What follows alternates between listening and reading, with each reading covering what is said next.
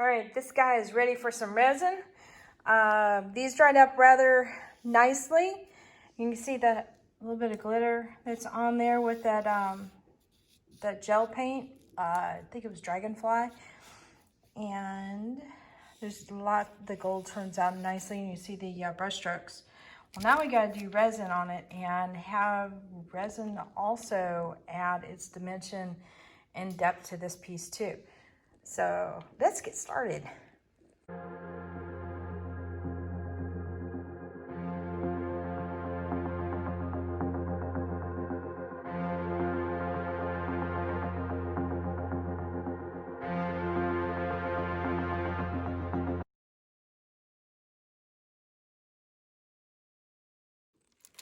Howdy, howdy, this is Clara Lawrence.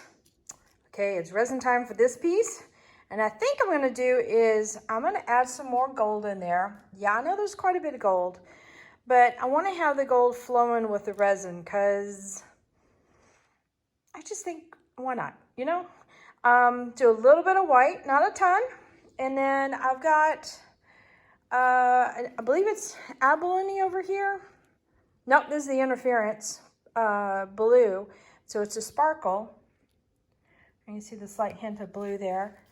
And this is Grumpy, which is a chameleon. So those two are fairly on the clear side, and then we've got two opaques, and then we're going to do a lot of clear on there. So just very delicate work, but we'll see if this ties all in together. Okay, let's get set up. Okay. Now I know this thing has a little turntable on the back of it, but I like to still put it up on these little pointy things, cleaner's risers or whatever they call little triangle bits, just to make sure that my piece is nice and even on the bottom, because I don't know how well it's constructed as far as the little turn part. So we definitely want to have more of a level kind of background, and that's one way to help out with that. Do something you know is consistent if there's any kind of gas on it. So what we're going to do here is we're going to apply some clear resin here, and I'm using Stone Art Coat resin, which is my go-to resin. And some of the glitter that I put on this piece originally, I ended up not sealing it down, so it might still also move with the resin. Might not. I'm not too worried about it because it was more of like a gel type paint when it was going on. But I think for the most part, I think we're going to be fine.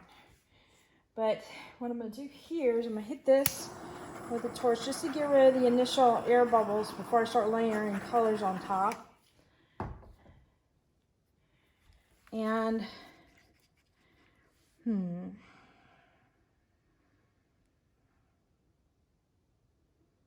I'm wondering, because I got definite brush strokes around.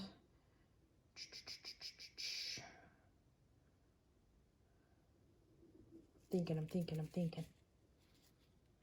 Nope, I'm going to do this. All right, so I'm still going to go in like a circular kind of pattern here. I'm going to get a couple of areas thick, just a couple. And that's it on the white. All right.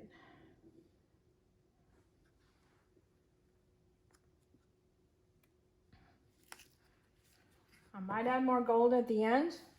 I might not. We're going to see how this works. All right, this is the chameleon.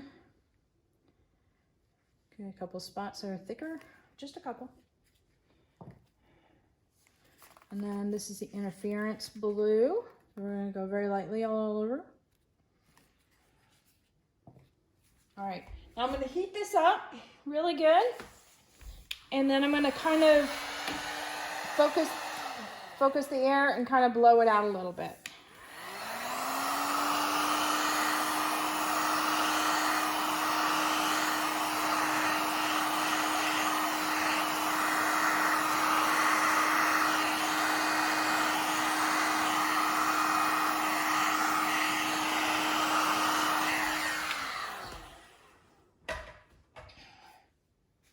All right, now we're going to tilt this to cover from edge to edge. There's a little bit of a lip here, but it's not a very deep lip. There we go. Oh, that gold looks really pretty.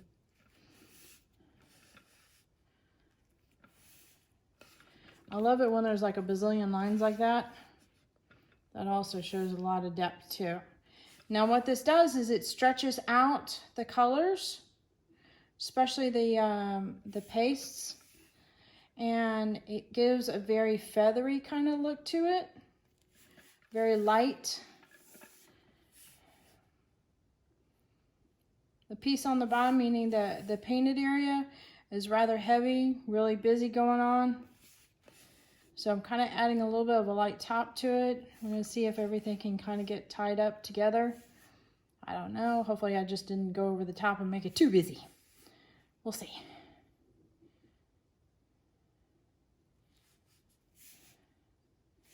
All right, slow down, let it catch up. There. Okay. All right, now I'm just going to keep twirling until I like what I've got.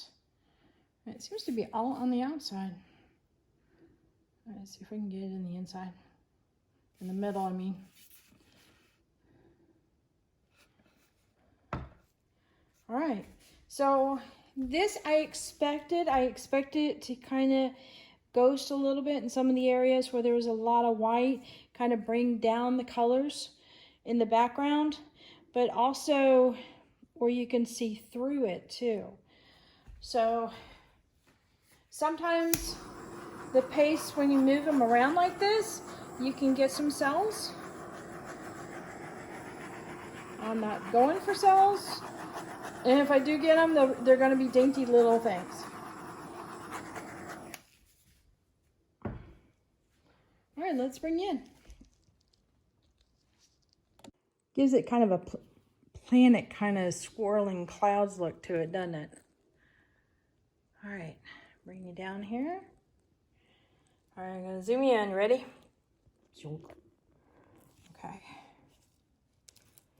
So the gold kind of dusted everywhere, but you also see the swatches of gold underneath it.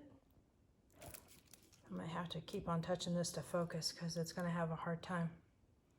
It's like, do I focus on the wood, the paint, the resin? What do I focus on? I see right in there you get these areas in here that really play. See how that skinny line is just really wide? So I'm kind of jiggling around. I shouldn't be jiggling. I love how it plays with depth and textures and such.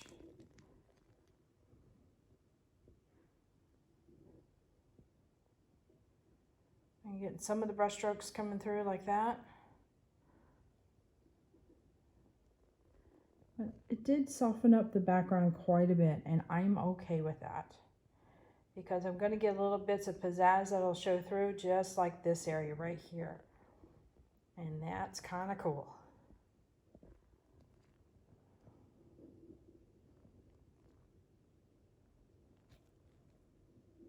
All right, I call this a success. Yeah. Later, y'all.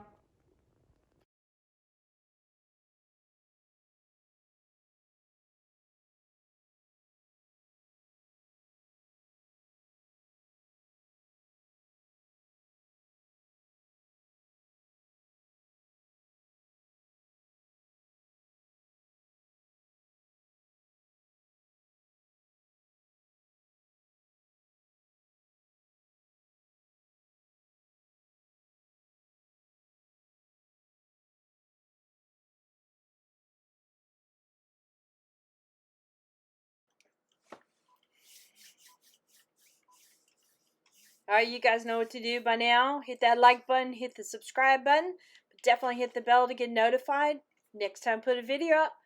Check the links in the description below for any products that I use, as well as links to my Etsy store. Go shopping. Seriously, check it out. Later, y'all.